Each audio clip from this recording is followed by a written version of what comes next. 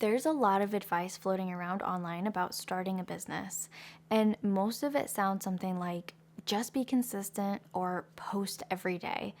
And while that's not wrong, it's not the whole picture. In this video, I'm sharing the stuff that would have actually changed things for me had I heard about it sooner. But first, if you're new here, I'm Whitney. I help people create passive income online so that they can stop living paycheck to paycheck and start building a life that they actually enjoy. All right, let's get into it. Lesson number 1, you don't need everything figured out before you start. When I started my first blog back in 2018, I spent weeks obsessing over every detail. The colors had to be perfect, the layout had to be just right, and the content had to be flawless. And I barely launched because I kept finding things to fix. What I didn't know was that it didn't matter. Nobody cared if my color palette wasn't perfectly cohesive or if my logo was something that I just threw together in an afternoon. What mattered more was that I was putting helpful information out there. I wish someone had told me that your first version of anything is allowed to be imperfect. And actually, it's supposed to be imperfect because the only way that you get better is by doing the thing, then getting feedback and improving as you go. But if you're waiting for everything to be perfect, that's actually just fear. And I wasted so much time on that fear. So if I could go back and tell myself one thing, it would be just start.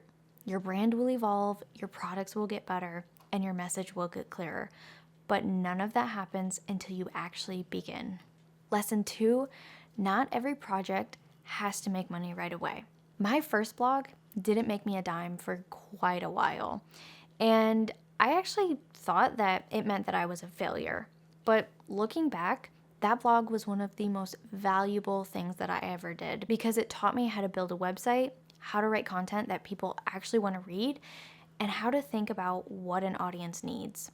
And every single one of those skills has carried into every business that I built after that. I see so many people quit early because something isn't profitable yet. And what they don't realize is that they're walking away right in the middle of one of the most important parts.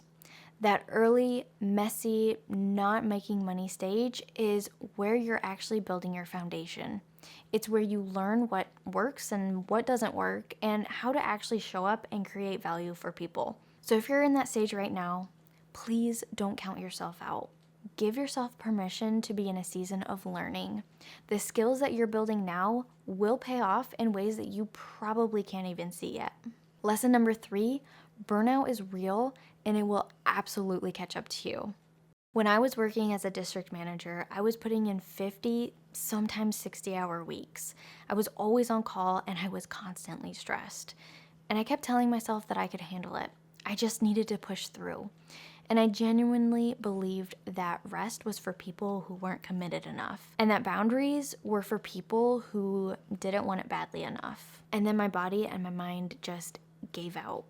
And I hit a wall so hard that I had no choice but to leave that job entirely. And it didn't just affect my career. It affected my health, my relationships, and my ability to work on the business that I was trying to build on the side. Everything suffered all at once. When I came back and I started building again, I did it completely differently this time. I worked in the margins. I set boundaries and I actually rested when I needed to. And my business still grew. And honestly, it grew even better because I wasn't running on empty the whole entire time. So if you're building something while also working full time, please hear me on this. Protecting your energy is not optional. Rest is not something that you fit in when you have the time. It's something that you have to build in on purpose. Because what's the point of creating a business that gives you freedom if you burn yourself to the ground while trying to get there? Lesson number 4, you actually can replace your income with passive income. For a long time, I watched other people build income streams that didn't require them to trade every single hour for $1. And I convinced myself that it was some kind of skill that I didn't have. I'd try things, make a little money here and there, and then talk myself right out of it. And I told myself that passive income only worked for people who were more talented, more creative, or just had more time than I did. And that belief held me back for so many years. What finally changed things was the decision to stop treating it like a hobby and start treating it like something real. For me, that looked like digital products. It was the model that finally clicked because I could create something once and have it working for me without starting from zero every single time. I stopped dabbling and I started committing. I stopped pulling strategies from everywhere and I started following a clear plan. And once I did that, things actually started to move. Here's what I know now that I wish that I would have known back then. Regular people are doing this every single day. People without huge followings or any kind of special advantage. They're just sharing what they know and showing up consistently. Lesson number 5, there's a right and a wrong way to do this. I learned this one the expensive way because in the beginning, I was trying to figure out everything on my own. And the way that I did that was by watching what someone else was doing and then just copying whatever seemed to be working. And then someone else would post about a strategy that got them results. And so I would try that one too. And then someone else would swear by something that was completely different. And so I would drop what I was doing and I would try that instead. I was really just all over the place, and I didn't even realize it at the time because I thought I was being resourceful, but I was really just wasting a lot of time and a lot of money in the process. What I wish I had done from the start was find one person who was doing what I wanted to do and actually learn from them directly. Not someone just teaching concepts, but someone actively running the kind of business that I wanted to build and who could show me exactly how they got there. That one shift would have saved me so many years. So if you're just starting out, please don't try to piece it together. Strategy from here, strategy from there, from every different corner of the internet. Actually find someone whose approach makes sense to you and whose results you want, and then follow that clear path because you can personalize it and make it your own as you go, but you need that foundation first, or else you'll spend a lot of time feeling busy without actually moving forward. Lesson number 6, not every pivot is a failure. So for a long time, I looked at my business history and I felt kind of embarrassed by it. I had started with a parrot care website, and then I moved into e-commerce, and then blogging, and then web design, and now I'm here teaching digital products and passive income. And for years, I interpreted that as not being able to stick to anything. It felt like I was someone who just kept starting over and over and nothing was sticking. But what I've come to understand is that none of it was wasted. My parrot care website taught me to research a niche before diving in. E-commerce taught me about product creation and customer service. Blogging taught me how to create content and build an audience and how to think about SEO.